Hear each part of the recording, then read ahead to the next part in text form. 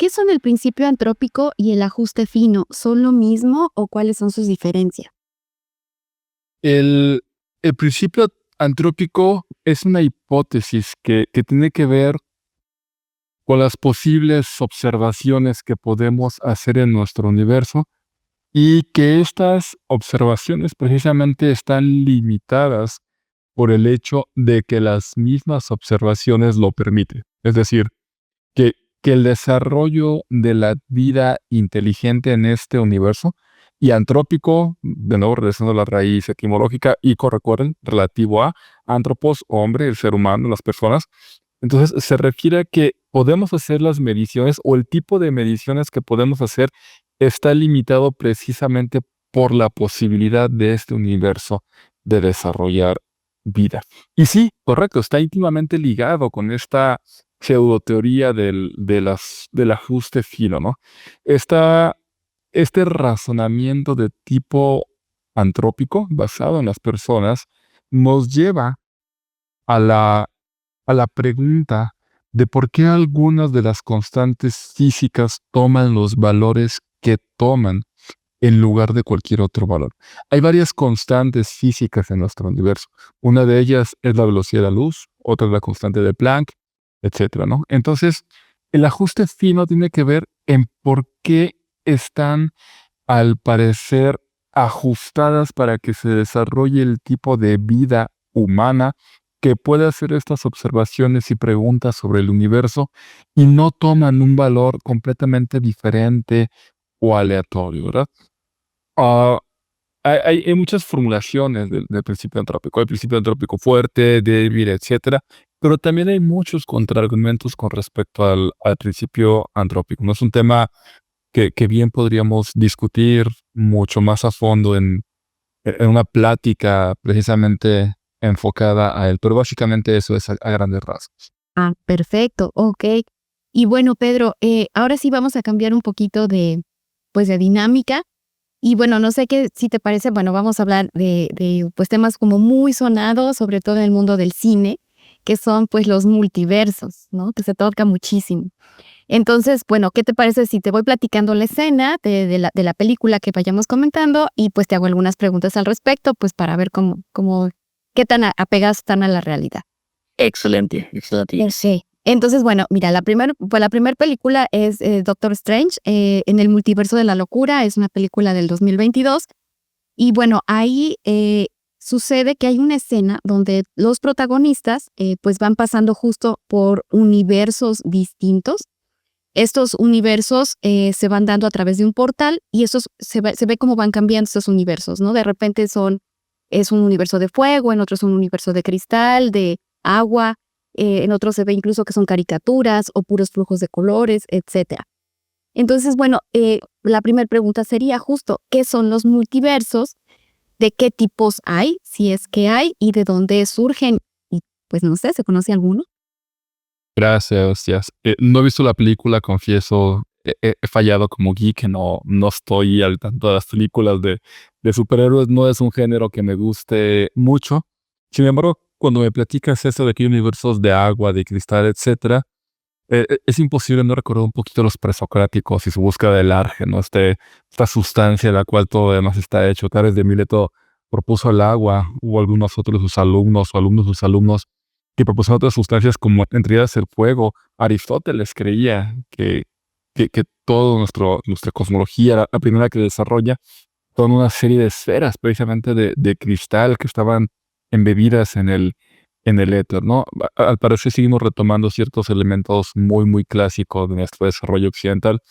Pero bueno, para definir un poquito mejor la palabra multiverso dentro de un marco teórico de la física, es un término que usamos para definir al conjunto de universos de acuerdo a ciertas hipótesis que afirman que existen diferentes universos diferentes y tal vez no conexos como con el nuestro, ¿no? Y también tenemos alguna noción de cómo debería ser la estructura del multiverso, así como de la naturaleza de cada universo que puede existir dentro de él, así como relaciones entre diversos universos que sean constituyentes. Hay dos grandes físicos teóricos que hicieron incluso una clasificación de los posibles tipos de multiverso que podrían existir, ¿verdad? Todo esto es altamente especulativo, no tenemos ninguna evidencia al día de hoy de que el multiverso sea cierto. Lo llamamos especulativo, pero tiene cierto mérito, ¿verdad? Porque es en cierta forma consistente con las observaciones que ya tenemos y podría funcionar muy bien para entender las cosas que al día de hoy no entendemos, ¿no? Temas como supersimetría, dónde están esas otras dimensiones que algunos modelos afirman que deben existir, ¿no? Y estos dos científicos que definen formalmente niveles o diferentes tipos de universo es por un lado Max Tegmark. Max Tegmark lo que hizo fue definir 4 niveles de posibles multiversos. El primero podría ser la extensión de nuestro universo. Y si hablamos de la inflación cósmica, que sabemos que nuestro universo se está expandiendo, pues viene la pregunta de hacia dónde se expande, ¿no? O sea, si hay un límite que se está expandiendo y está en constante crecimiento, todas las regiones del universo se están alejando a la vez de ellas mismas, hacia dónde se expanden. Entonces, sería una extensión de nuestro propio universo que permite precisamente esta inflación cósmica. Luego también en el nivel 2 estaríamos hablando de universos que tienen constantes físicas diferentes de las nuestras, ¿no? Recordar un poquito del principio antrópico, ya está conectado, ¿no? Si hubiera una cantidad infinita de universos con diferentes constantes físicas, pues en alguno de ellos tendríamos las constantes que tenemos en este que permiten el desarrollo de nuestro tipo de vida o de la estructura a gran escala que encontramos, ¿no? Y ese sería precisamente uno de los contraargumentos que mencionaba hacia el principio antrópico. Hay hablando un poquito de la mecánica cuántica conectada con el nivel 3 de Tegmark, hay varias interpretaciones de la mecánica cuántica. La primera de ellas es la de Copenhagen y es la más famosa, la de que al observar definimos el estado de la partícula cuántica.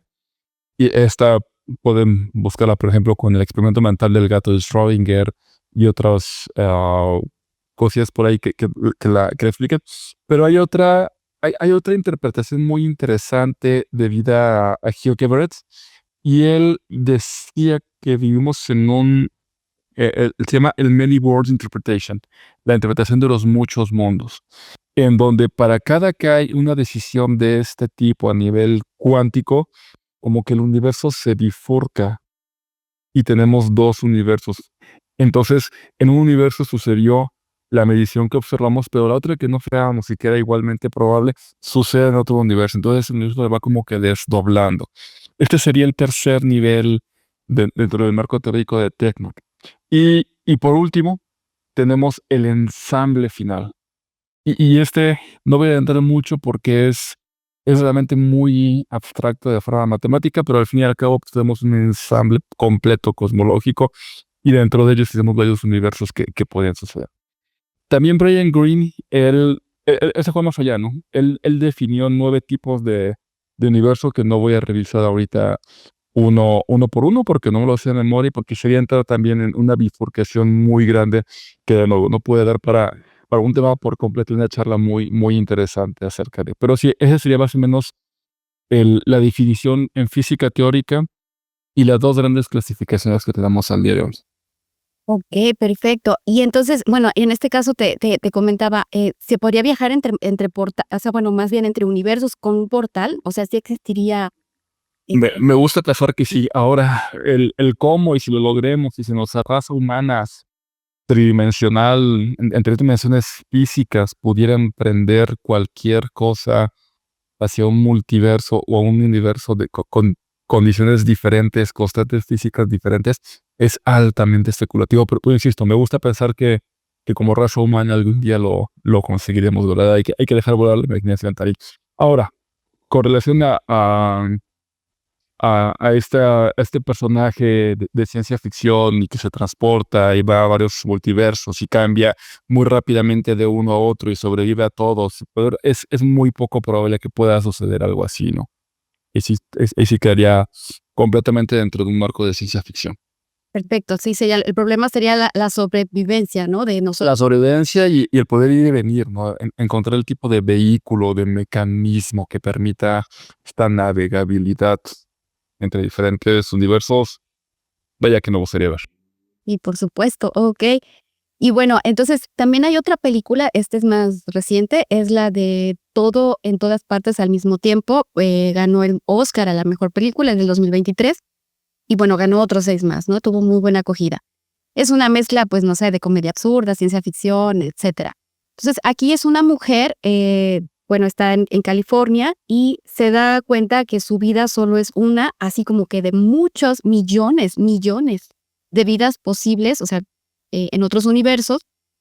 Por ejemplo, en algunos es una piedra, pero pues tiene conciencia, ¿no? Tiene conciencia de sí misma, etcétera. En otra, pues es una mujer, pero tiene dedos de salchicha, por ejemplo. Y puede saltar de un universo a otro, pero si se destruye uno, se destruyen todos los universos de ella, ¿no? ¿Dónde está ella? Entonces, pues justo, si existieran estos multiversos, ¿estarían conectados entre sí? ¿Estarían aislados? Ok, esta película sí que la vi, me gustó mucho, fue muy, muy divertida verla desde un punto de vista como el mío, por ejemplo. Y retomando la pregunta, si existieran los multiversos, ¿estarían conectados entre sí? Vamos a tomar la definición y hablar del multiverso como un conjunto de varios universos y vamos a reformular un poquito la pregunta, ¿no? Si existen múltiples universos, ¿estarían conectados entre sí? Ah, al día de hoy, la investigación límite en física que tenemos nos, nos indica que muy probablemente la única conexión que existiría entre estas regiones separadas que podríamos llamar universo cada uno sería a través de la gravedad. Podríamos establecer un tipo de comunicación a través de la gravedad. La gravedad podría escaparse de nuestro universo, viajar en cualquier tipo de espacio dimensional que existe entre nuestro universo y algún otro y podría comunicar la existencia de diferentes universos entre sí. Es una de las posibilidades de explicar la gravedad a nivel cuántico, lo cual es un gran hueco al día de hoy.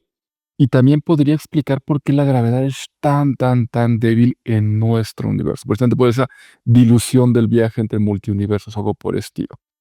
Y de nuevo, ¿no? Eh, estarían conectados tal vez a través de la gravedad o probablemente a través de algunas otras interacciones que al día de hoy no tenemos idea ni forma de medir, ¿no? Entonces, eventualmente sí podremos medir si hay rastros dimensionales de universos externos desconectados. Uno de los tipos de universo del que habla Brian Greene, que se llama Brain, del inglés membrane, la parte final de la palabra membrana o branas en español. Y precisamente en una brana podría vivir un tipo de universo, en otra brana está nuestro universo y comunicarse entre sí a través de gravedad. Entonces, habría esta conexión o este puente. Wow, qué interesante. Y bueno, entonces, si hubiera esta conexión, ¿qué tipo de multiverso serían los más probables entonces, no? Los que tienen más mérito al día de hoy es precisamente este, este primer nivel de forma que nos decía, si nuestro universo está expandiendo, ¿hacia dónde se expande? Que hay allá afuera para que pueda permitir la expansión. El de las branas que mencioné de Brian Greene precisamente, y el multiverso derivado a la interpretación cuántica de Ebert. Son los tres que al día de hoy tienen más probabilidad y más mérito. Dentro de las branas del brain que propone Brian Greene, estaría, por ejemplo, la teoría de cuerdas, ¿no? Que tiene mucho mérito y que probablemente en las futuras décadas podamos probar experimentalmente, pero sería un subconjunto del tipo de multiverso de branas, precisamente. Pues hay varias teorías que tienen mucho mérito, pero estos tres son en esencia los que al día de hoy se consideran más probables de existir realmente. Perfecto. Entonces, por ejemplo, bueno, ahorita que dices esto de las teorías con más mérito, salió, bueno, no, bueno, ha estado saliendo en prensa científica de divulgación la teoría de que vivimos en una simulación por computadora. Entonces, bueno, ¿qué tan probable sería matemáticamente y si sería físicamente posible? Ok, precisamente simulación, vivir una simulación es uno de los multiversos también propuestos por Brian Greene. Entonces, una de las posibilidades de multiverso es que nuestro universo sea simulado o que en un futuro logremos dominar también las leyes físicas, que podamos nosotros como raza humana crear un universo simulado, un universo de laboratorio, ¿no? Me gusta la analogía de que si algún día llegamos a ese nivel de entendimiento, seríamos como el niño de educación básica que hace un terrario o un formicario, un hormiguero, como proyecto de ciencias de la escuela. No sé si lo siguen haciendo, era muy divertido. Pero en lugar de terrario, pues nuestra asignación va a ser hacer que emerja un universo alterno al nuestro, ¿no? Siguiendo esta línea de que eventualmente una raza inteligente como la nuestra sería capaz de dominar las leyes físicas al nivel de poder simular otro universo. En datos duros, la probabilidad de que sea posible o de que nosotros seamos una simulación es un 50%. Porque eventualmente vamos a llegar a ese nivel de desarrollo y podremos crear uno y seremos la primera raza que crea un universo simulado, o somos el producto de una iteración mucho más avanzada que logró simulaciones y luego evolucionó hasta otro punto y creó simulaciones hasta que nosotros llegamos a este universo que fue creado en un laboratorio de una raza extremadamente superior a la nuestra. Entonces, asumiendo eso, y es un gran salto de fe incluso, ¿no? Asumir que llegaremos a ese nivel de dominio de las leyes físicas, hay un 50% de que seamos una simulación y un 50% de que seamos la primera y original raza que crea sus simulaciones posteriores. Uy, ok, wow. Entonces, bueno, bajo esto, ¿algo matemáticamente probable es necesariamente posible físicamente? No, no, definitivamente no. Hay muchas cosas que son no solo probables, sino una realidad matemática y que al menos en nuestro universo son imposibles de realizar físicamente. Ah, Roger Penrose, que hablaremos un poquito más del adelante, según tengo entendido. Él es un físico matemático brillante y, y él tiene una interpretación muy platónica de las matemáticas, ¿no? Reconectando con Platón y el mundo de las ideas, él equipara o da una igualdad, más bien dicho, al mundo de las ideas platónicas, de estas formas perfectas, a las matemáticas abstractas. Y tiene un diagrama que conecta tres esferas en nuestro mundo matemático, y el mundo físico es un subconjunto de ese mundo matemático perfecto. Y luego otra vez, dentro del mundo físico, un subconjunto chiquito de él logra crear cerebros y mentes humanas o mentes inteligentes. Y a su vez, ese pequeño subconjunto físico que logra crear estas mentes es capaz de aprender por completo este mundo matemático perfecto, ¿no? Entonces, el mundo matemático perfecto puede vivir dentro de las mentes humanas. Y para ser mucho más precisos, y hablando de uno de los fundamentos de las matemáticas, que su nombre formal es teoría de números estudia precisamente los números. Y tenemos diversos tipos de números. No voy a ir muy a fondo, pero por ejemplo, tenemos los números naturales, que son los que usamos para contar, el 1, 2, 3. Si el 0 es número natural o no, todavía está en debate. Tenemos los números enteros, que son los números naturales, el 0 y sus negativos, menos 1, menos 2, menos 3, que eso es cuando vemos en el estado de cuenta que tenemos un balazo negativo, ¿no? Y es precisamente un ejemplo de los números enteros. Y luego tenemos los números que son fracciones, 3/4, que es 0.75. Pero tenemos otros números que no se pueden representar como una fracción de dos números enteros. A estos números los conocemos como irracionales. No porque escapen de toda razón mental, pareciera que sí es, pero no. Irracionales porque no se pueden representar como una razón de dos números enteros. No se pueden representar como una fracción. Estos números existen, son objetos matemáticos, son bellísimos. Estos números tienen la peculiaridad de que tienen una cantidad infinita de decimales después del punto y nunca se repite o nunca tiene un patrón. Un tercio, por ejemplo, no es irracional, aunque tenga 0.33333 infinitos números 3 detrás de él, se repite. El patrón se repite. Los irracionales nunca se repiten. Raíz de 2, raíz cuadrada del número 2, es un número irracional. Pi, el que usamos siempre para calcular cosas que tienen que ver con círculos y circunferencias, son números irracionales. precisamente por tener esa cantidad infinita de decimales que nunca se repiten, yo no puedo crear un segmento de recta que valga pi exacto. No hay posibilidad física. Aunque la mecánica cuántica lo permitiera partir infinitamente el espacio, que no lo permite, tendría que estar siempre partiendo más fracciones y agregándole un poquito más y un poquito más y un poquito más. ¿Por cuánto tiempo? Infinito.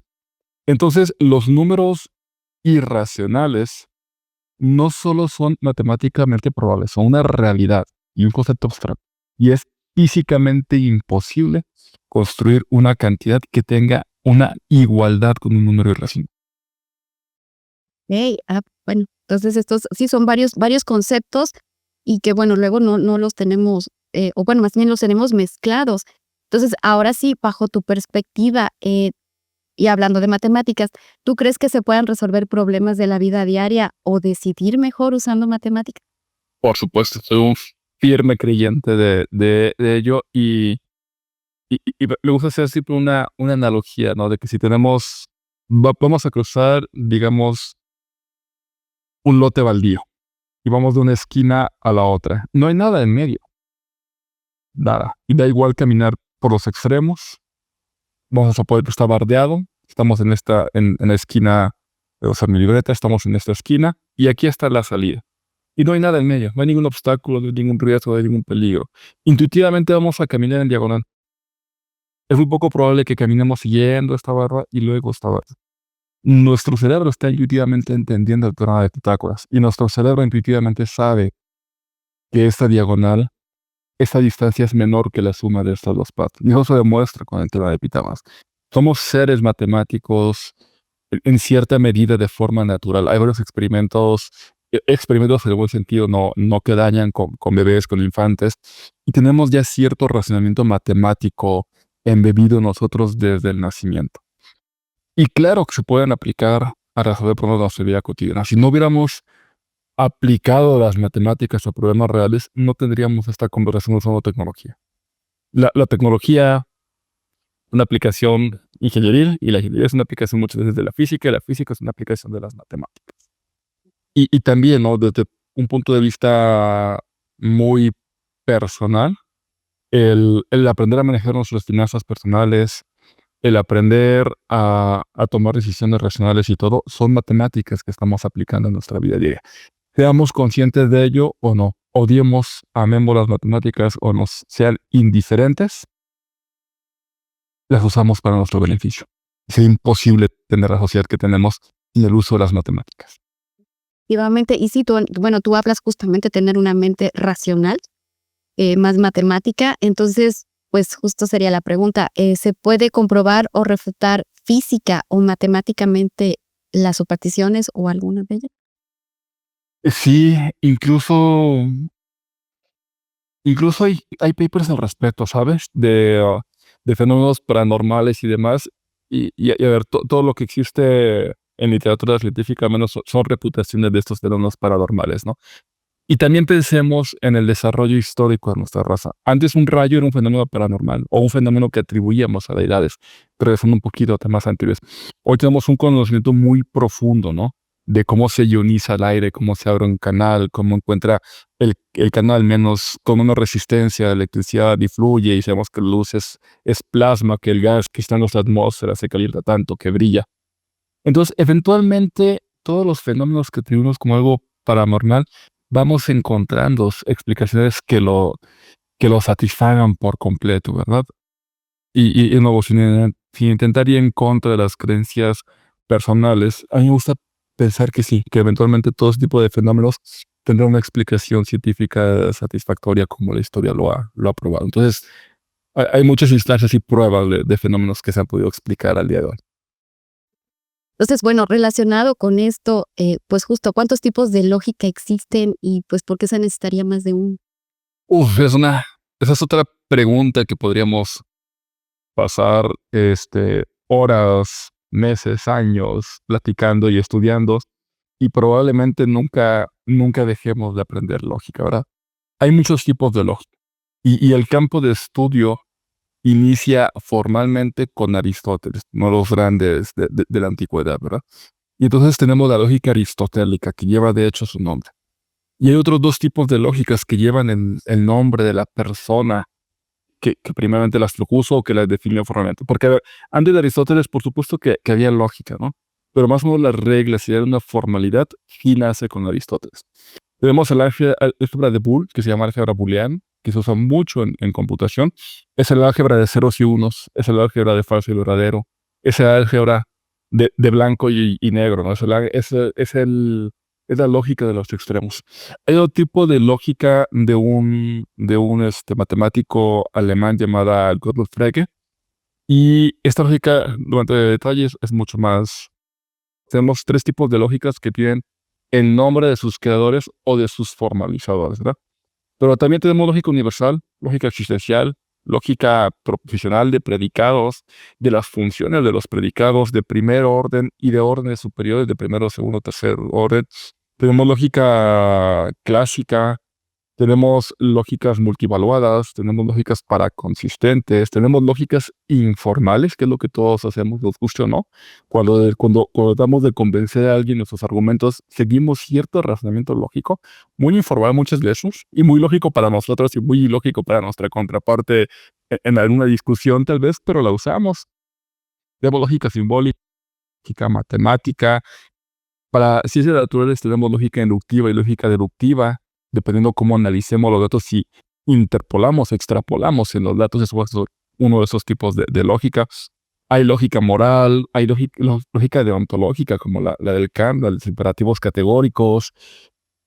Hay lógica en el marco de estudio legal, hay lógicas religiosas, hay muchos tipos de estudio. Hasta donde recuerdo, hay arriba de 20 campos de lógicas formales, lógica difusa, lógica desviada, y otros tantos de lógicas informales, ¿no? Como la lógica religiosa o la lógica informal que todos ejercen.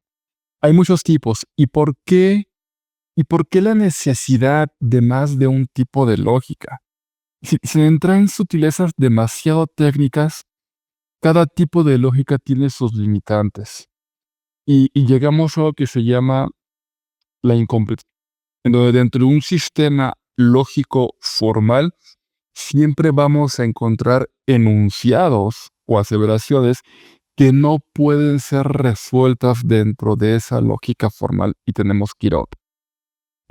La simple frase, ¿te estoy mintiendo?, es una paradoja de una lógica incompleta. Porque si te estoy diciendo la verdad, te estoy mintiendo, pero si estoy mintiendo, te estoy diciendo la verdad. Entonces llegamos a una paradoja que es imposible de resolver usando únicamente nuestra lógica informal. Y así como en la lógica formal hay ciertos enunciados que no podemos decidir, se llama indecidibilidad de ese enunciado. No hay ningún elemento dentro de esa lógica que me permita decidir si es falso o verdadero. Sucede en otro tipo de lógicas. En lógica formal, en la lógica modal, es un tipo de lógica formal, hay enunciados que no pueden ser decidibles y tenemos que inventar la lógica de primer orden o la lógica de segundo orden para poder resolverlos.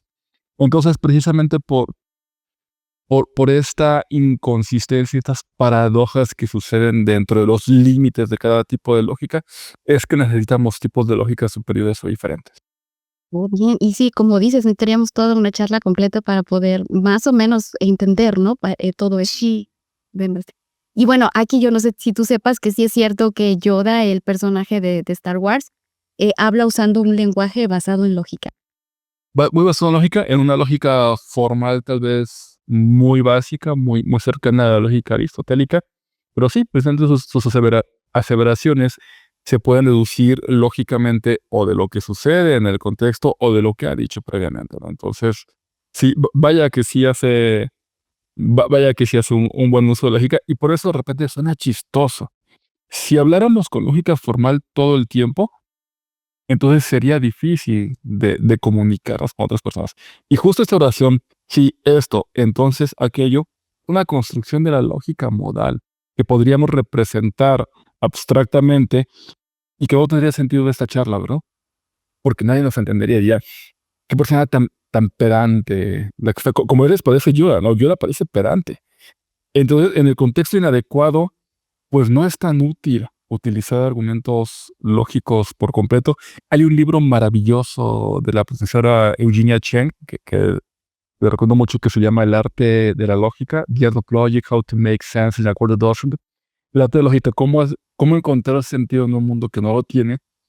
Y ella, digo, es matemática, es matemática de Oxford y Cambridge.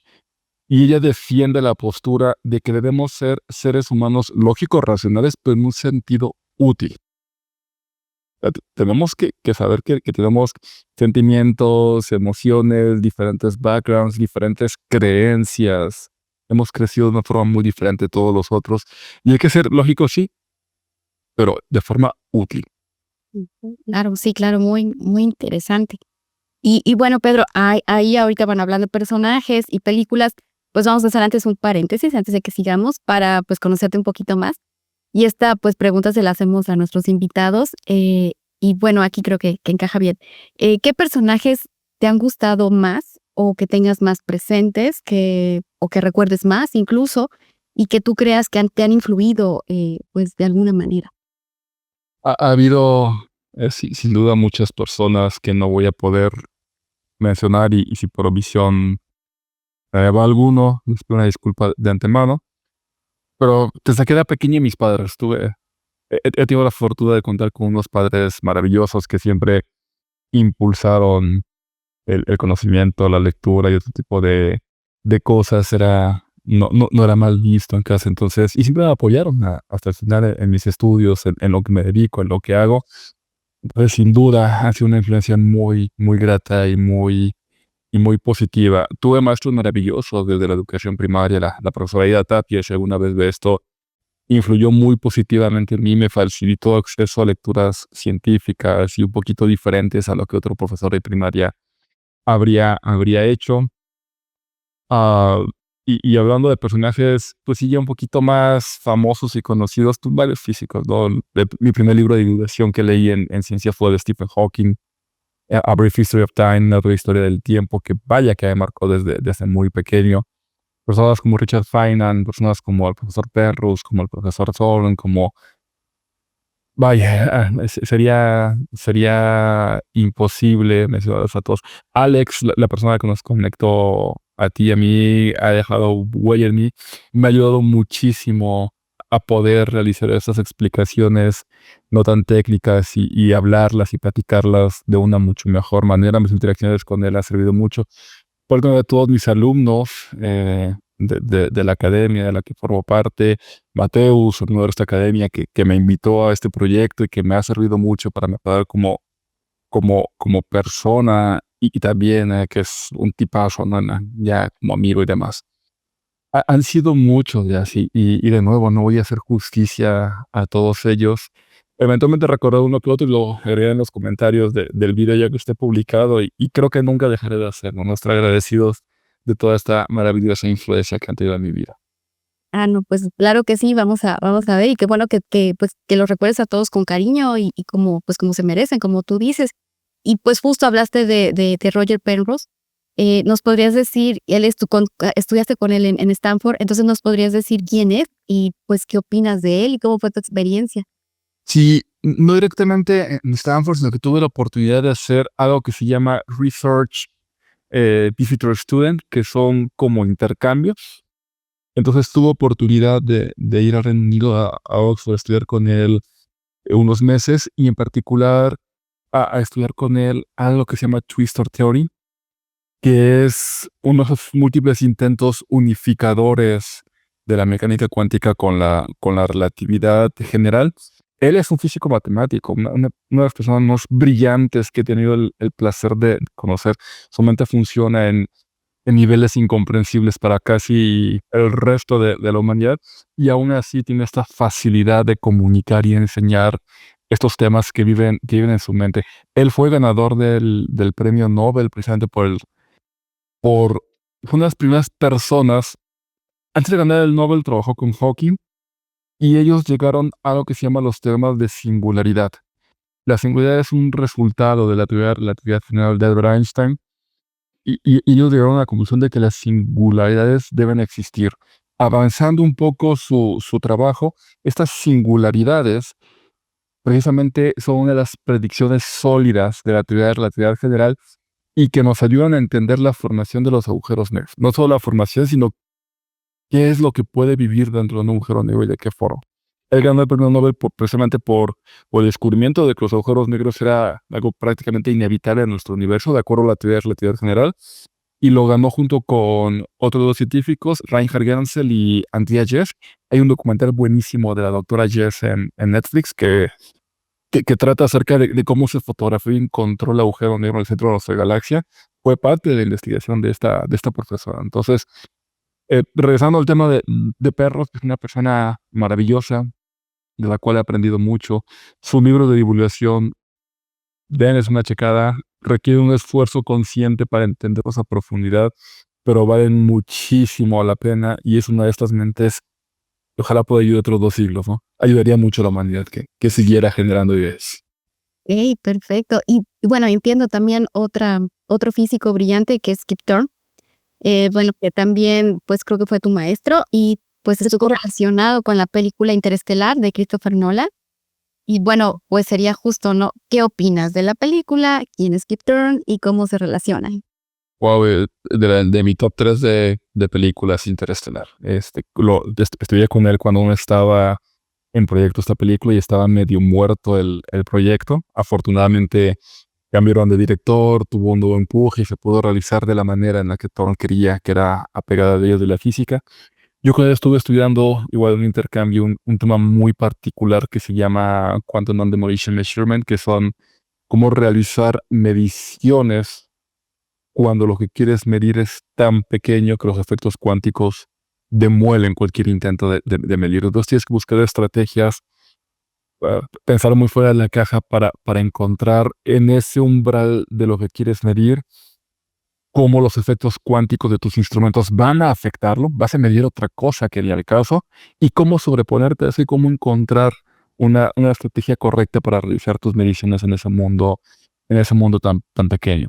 Una persona que ha creado también muchos físicos teóricos, físicos experimentales bajo su tutela. Una de las personas que probablemente las pasadas vivas que probablemente tengan mayor entendimiento de la relatividad general de Einstein a niveles inimaginables. Él estuvo involucrado en el proyecto LIGO, ganó el premio Nobel por el proyecto LIGO, LIGO significa Laser Interferometer Gravity Observer, que fue el primer instrumento en nuestro planeta que logró medir las ondas gravitacionales predichas también para la relatividad general de Einstein.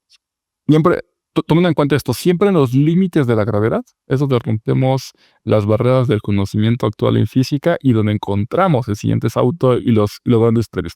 Tanto Roger Penrose como Thorne ganan sus Nobel por aplicaciones o por encontrar cosas predichas al general de Einstein. Entonces, igual para cerrar el comentario, gran persona, tiene libros de divulgación también maravillosos. Hay un libro que se llama The Science Behind Interstellar, la ciencia detrás de la película Interestelar, donde explica de forma maravillosa lo que sucede detrás de la película a ojos de un físico teórico.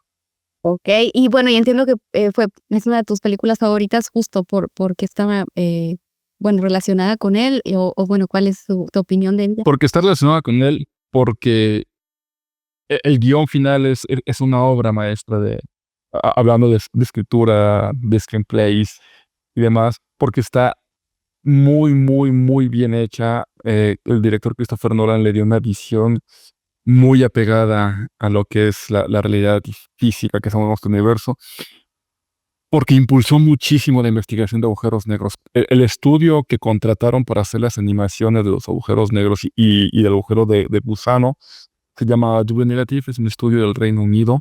Es un estudio que hace efectos especiales, pero con científicos. Los líderes y los que trabajan en las simulaciones son gente con posgrado de las universidades. Publicaron un paper de precisamente cómo es que hicieron la simulación de los agujeros negros y de estas perturbaciones gravitacionales. Y su trabajo impulsó muchísimo la investigación en deformaciones gravitares. O sea, realmente el haber contado con estos recursos millonarios de Hollywood, que cayeron a un estudio que tenía la capacidad científica de hacerlos realidad y que desarrolló modelos matemáticos, modelos computacionales y demás, fue un antes y un después en la simulación de perturbaciones gravitacionales. Probablemente sin ese trabajo no tendríamos las fotografías de los agujeros de luz que tenemos hoy en día, que por ahí también, pues, primero había que simularla, saber cómo se iban a capturar, qué íbamos a capturar, y luego componer toda esa serie de mediciones que se hicieron en muchas gamas de la frecuencia electromagnética, y componer y tener esa imagen que podría parecer muy simple, con décadas de investigación sobre investigación para poder llegar ahí. Y quiero pensar esto, ¿no? Que la película Interestelar, por esas pocas películas que realmente impulsaron a la ciencia para un beneficio tangible en nuestra comunidad. Bueno, sí, sin duda, por supuesto. Y bueno, igual relacionado con Interestelar, entiendo que el físico mexicano Miguel Alcubierre también diseñó una nave para viajar más rápido que la luz. Bueno, no sé si tú lo conoces y No diseñó per se la nave. Y regresando de nuevo a la teoría de relatividad general, hablamos un poquito antes de las ecuaciones diferenciales, ¿no? Las ecuaciones diferenciales de la relatividad general son no lineales. Y eso significa que pueden tener varias soluciones analíticas. Y estas soluciones analíticas son extremadamente difíciles de encontrar. Y son contadas las instancias de soluciones analíticas que se han encontrado. Una de estas soluciones analíticas predice que debe haber agujeros negros en nuestro universo. Y se conoce como la singularidad de Schwarzschild. Y luego Kerr encuentra un conjunto un poquito más amplio. Entonces, actualmente, el término técnico para un agujero negro que gira es un agujero negro de Kerr, por ejemplo. Y fue porque este matemático neozelandés encontró una solución a las ecuaciones de campo de Einstein. Miguel Alcubierre es un físico mexicano que sigue en activo en la UNAM, sigue dando clases. Es especialista en gravedad y cosmología. Y él es de esos afortunados, poquitos afortunados, que encontró una solución a las ecuaciones de campo de Einstein. Y su solución a las ecuaciones de campo permite diseñar un mecanismo a través del cual es posible viajar más rápido que la velocidad de la luz en nuestro universo. Y este viaje sucede no a través del espacio-tiempo, porque eso violaría la relatividad general, sino que lo hace usando las mismas propiedades del espacio-tiempo. Se llama métrica de Alcubierre la solución en términos técnicos, y esta métrica de Alcubierre aplicada podría generar lo que se llama como warp drive, warp como de deformación, y esta métrica lo que nos dice es que en un sentido de nuestro espacio-tiempo podemos contraer el espacio más rápido que la velocidad de luz y en el otro sentido expandirlo más rápido que la velocidad de luz. Entonces, no viajamos a través del espacio-tiempo más rápido que la velocidad de luz. Viajamos usando esta propiedad del espacio-tiempo que se infla y que da este fenómeno que ya platicamos, ¿no? Que todo el universo se está expandiendo. Se usa ese mecanismo que es permitido dentro de nuestro propio universo para viajar más rápido que la velocidad de la luz.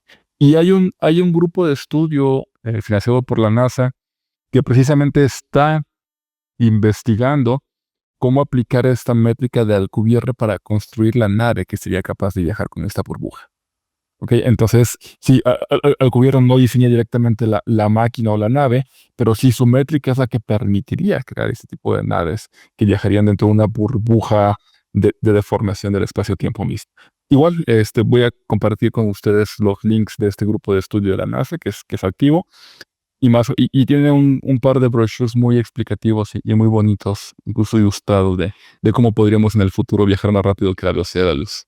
wow, qué interesante. Oye, y entonces esta nave que me comentas que están tratando de diseñar, ¿superaría ya los problemas y los paradojas que hay para viajar en la velocidad de la luz? Crearía nuevas paradojas. Sí, definitivamente las paradojas, como la paradoja de los gemelos, también pueden buscar, de que alguien envejece mucho y la otra persona no, y de que, o la de Interestelar, justo que cuando Cooper lo recuperan y llega la nueva colonia espacial, pues su hija ya es una anciana, ¿no? Ese tipo de paradojas están están obligadas a seguir existiendo.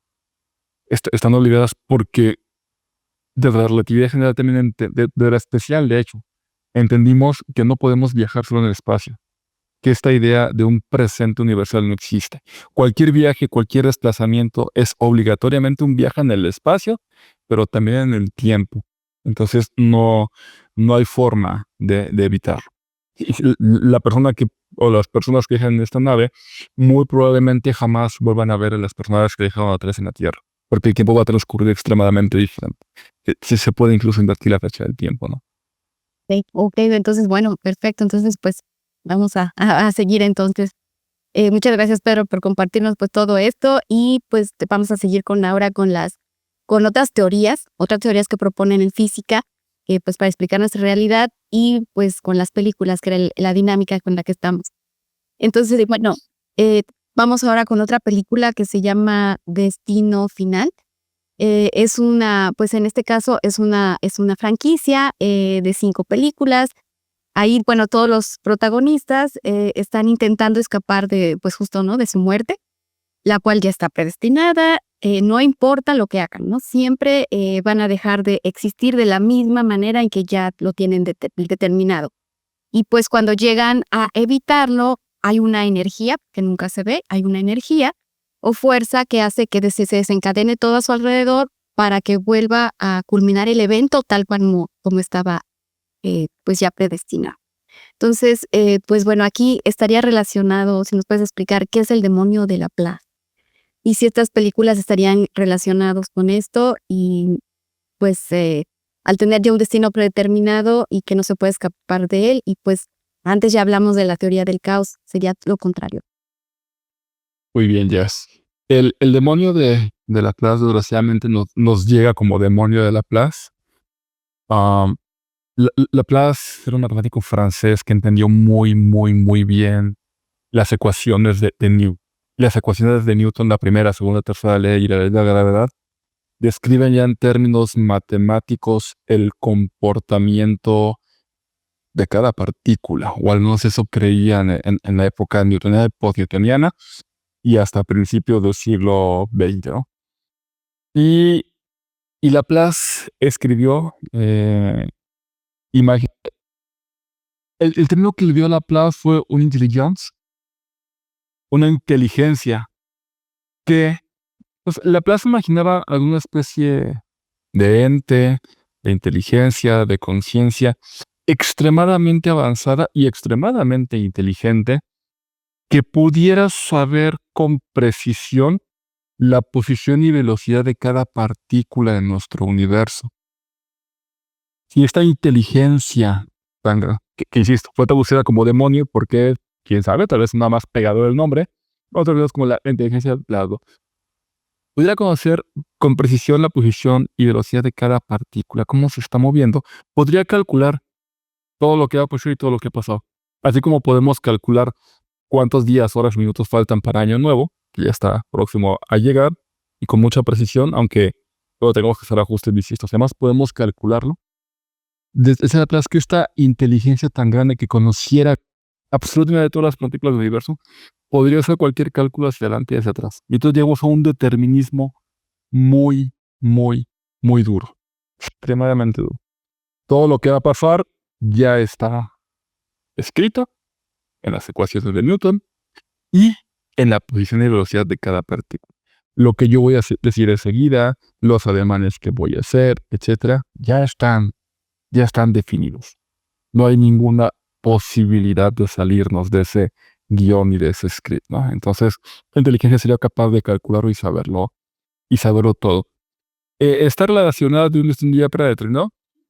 Sí, sería una película muy demoníaca laplaciana, ¿verdad? Sí, damos de estilo. Porque Puma, no importa lo que hagas, he visto como 3 de esas películas y es interesante, ¿no? Ver cómo, a pesar de todos los esfuerzos que hacen los protagonistas, etcétera, van a morir. Van a morir y como dices, esta especie de energía, la muerte, lo queramos llamar, puede ser esta inteligencia de Laplace que dice, no, yo sé que tú tienes que morir y voy a sentarme a observar esto que vas a hacer.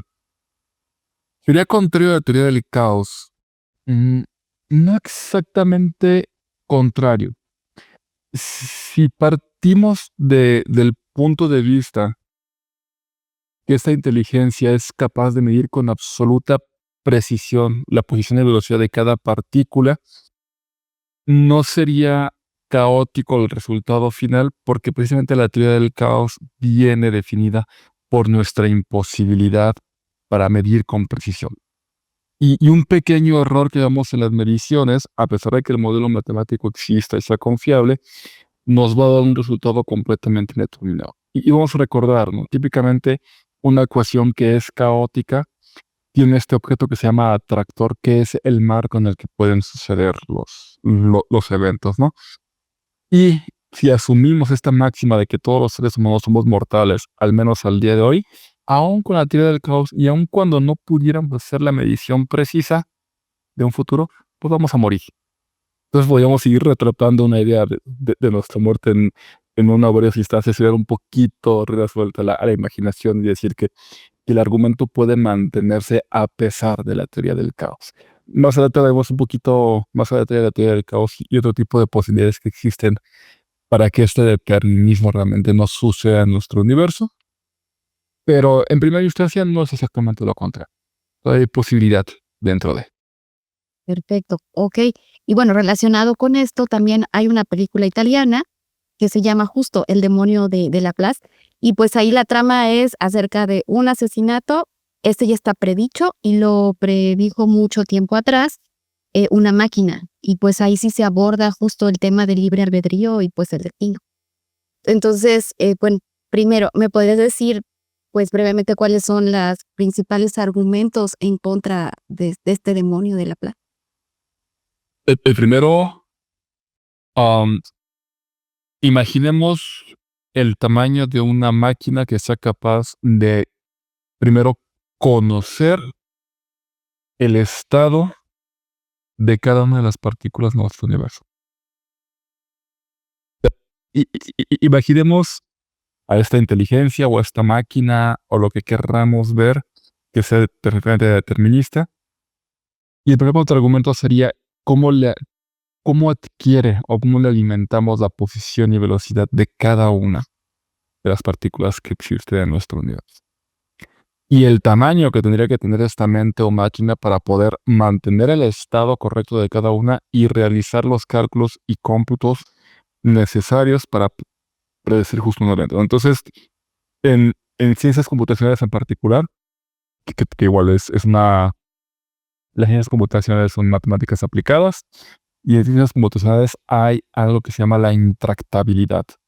Cuando un problema es intractable, decimos que existe solución para él, pero que no tenemos ni tendremos los recursos para resolverlo. O sea, tenemos el algoritmo, que en este caso sería el demonio de la plaza de inteligencia, pero no tenemos los recursos en este universo para resolverlo. Ese es el primer contraargumento. El segundo contraargumento sería un tanto la mecánica cuántica y esta parte que parece ser verdaderamente aleatoria a niveles atómicos y subatómicos, ¿no? Recordando que hay dos grandes teorías que explican nuestro universo: el mundo de lo pequeño, la cuántica, y el mundo de lo grande, la relatividad general. Si conjuntamos la cuántica con la teoría del caos, entonces invalidamos el demonio de Laplace. Porque, ok, si no podemos medir infinitamente preciso algo por el teorema de incertidumbre de Heisenberg, entonces nuestros modelos caóticos de la vida real están condenados a no poder predecir más que allá de unos pequeños pasos adelante. Entonces, este demonio de Laplace, si no puede escapar a estas reglas de la mecánica cuántica y no hay nada que indique en nuestro universo que se pueda escapar a ellas, estaría condenado a medir siempre con error o incertidumbre. No podría conocerlo todo al mismo tiempo. Entonces, de facto, no podría existir. Podría tal vez hacer predicciones, digo, o sea, si tiro la libreta se va a caer, no se va a quedar flotando. Entonces, pues este demonio de la plaza, esta inteligencia, seríamos nosotros y nuestro poder, su poder de razonamiento es lo que limita y se hace un contraargumento muy, muy fuerte para la inteligencia o el demonio de la Teach. Ok, perfecto. Entonces, bueno, ahorita ya que me mencionas justo, pues en mecánica cuántica, ¿cómo estaría relacionado pues el demonio de Laplace con la teoría del todo? Sería un demonio maravilloso, ¿no?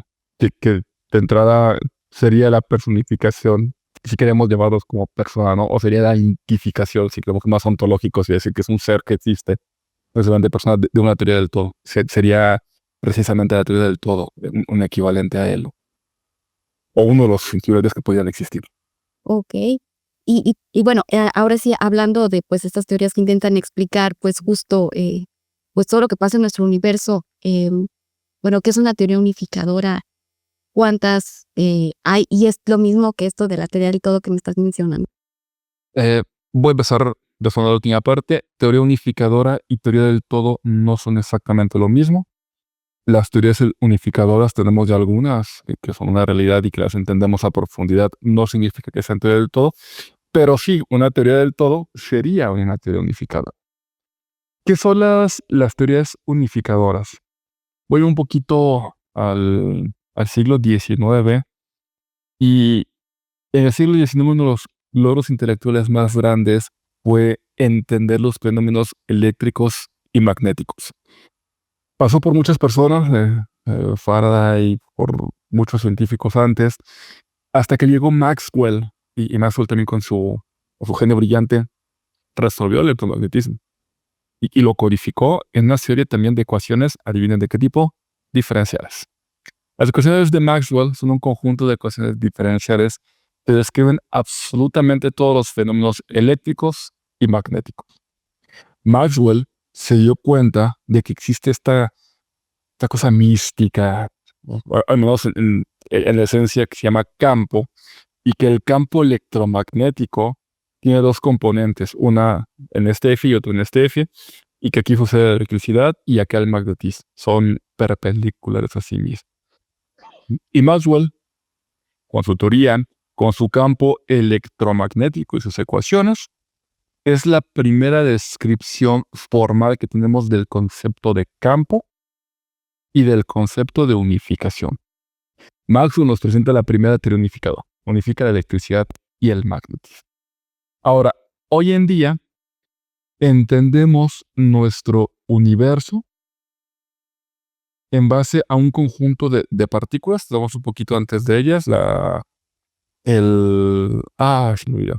En física, el modelo estándar de partículas. Tenemos una serie de partículas que describen lo que puede ocurrir en nuestro universo. Y tenemos 4 fuerzas o 4 interacciones, para ser un poco más preciso, que comunican a estas fuerzas, ¿no?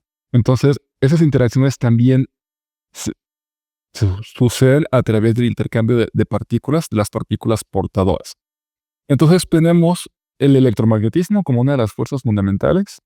Tenemos la fuerza nuclear débil. Tenemos la fuerza nuclear fuerte. Y tenemos la gravedad. ¿Ok? Tenemos estas 4 fuerzas.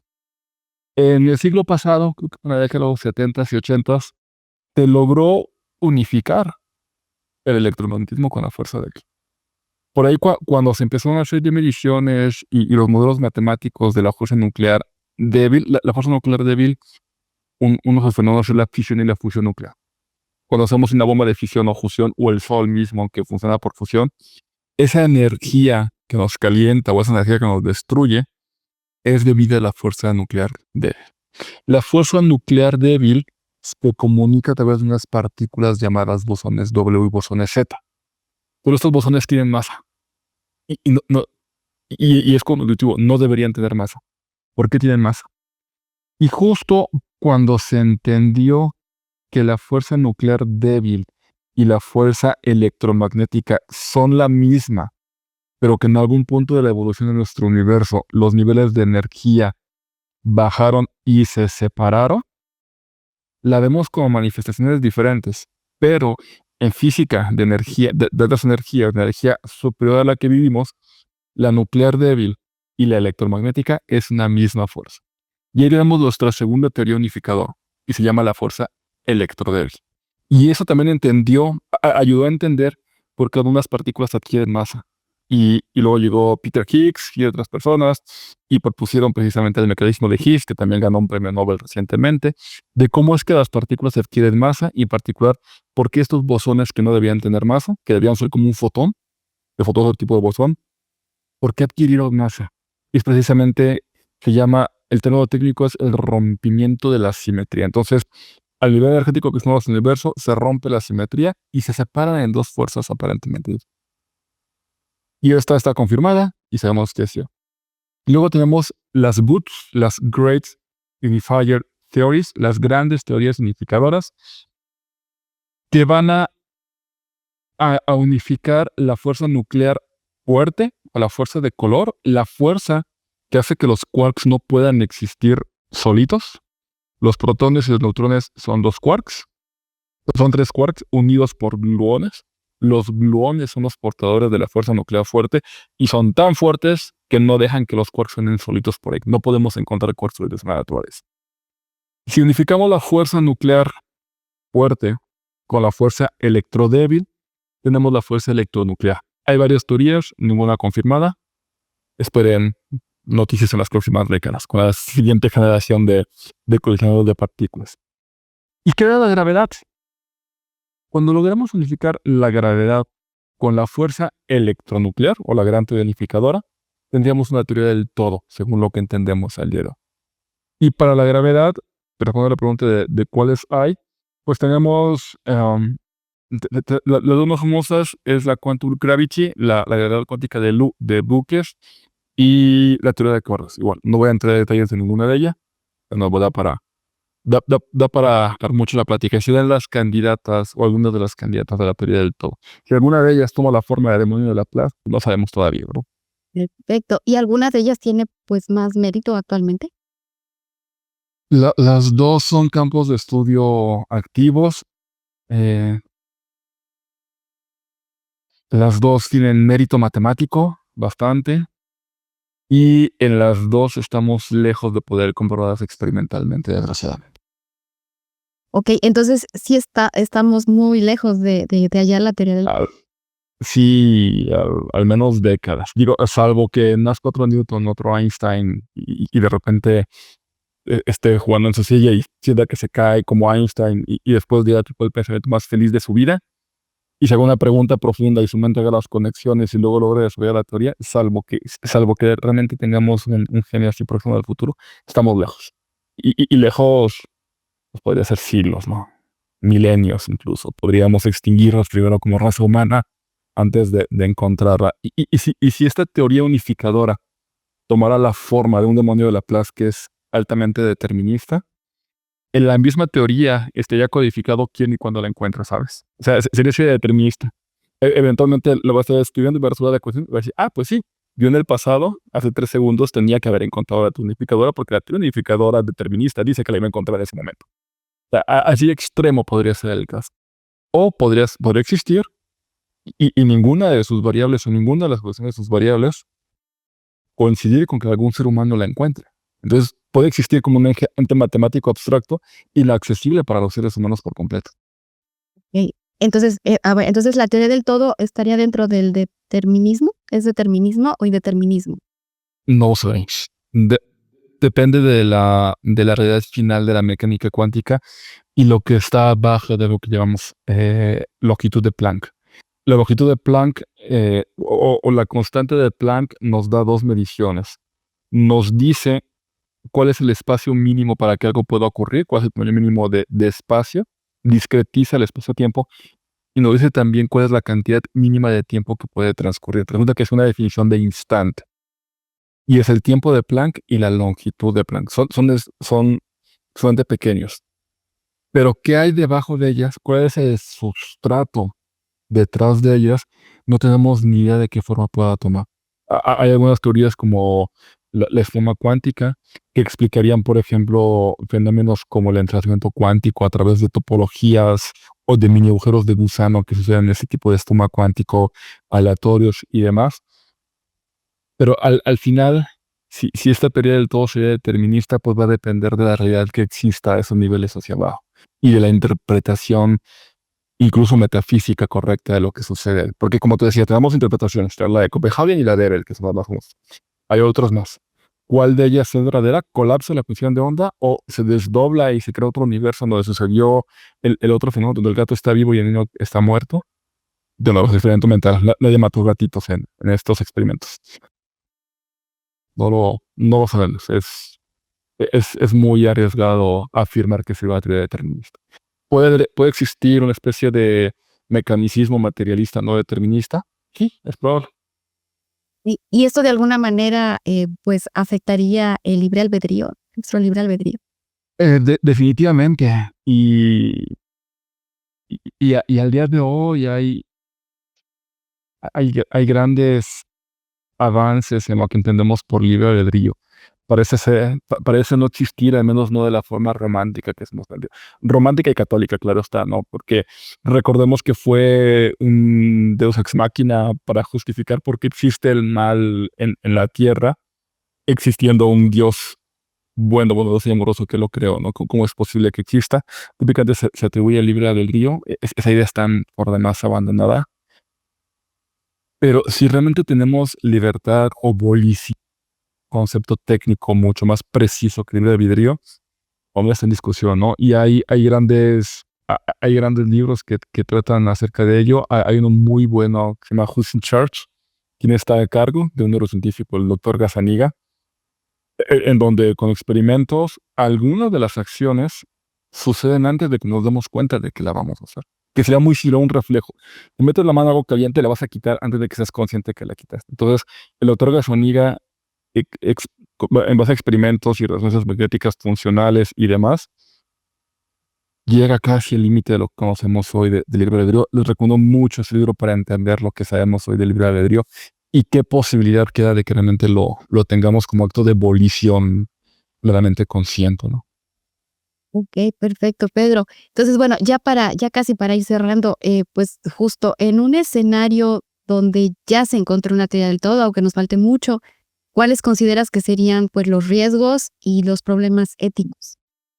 Los problemas éticos, el más grave sería darnos cuenta de que es determinista y entonces sí existe una especie de ética y moral absolutamente matemática de la cual no podemos alcanzar, ¿no? Entonces, el sufrimiento, aquellas personas que nacieron en condiciones inhumanas y cuyas vidas han sido difíciles y siguen siendo difíciles, la violencia, etcétera, pues simplemente así es y así será, ¿no? Entonces no hay ninguna posibilidad de moverte y de salir de ella, sin importar qué esfuerzos. Ya como la película está de Destino Final, todos tenemos un destino final preestablecido por esa teoría del todo y no puedes hacer nada para alcanzarlos. Es un pensamiento muy triste, ¿no? Y es un pensamiento que nos cuesta mucho trabajo aceptar y luego preguntarte, oye, yo fui tan privilegiado para tener esta conversación y el acceso a esta educación y los recursos que tengo en mi vida considerado con otras personas, ¿no? ¿Qué fue lo que lo determinó?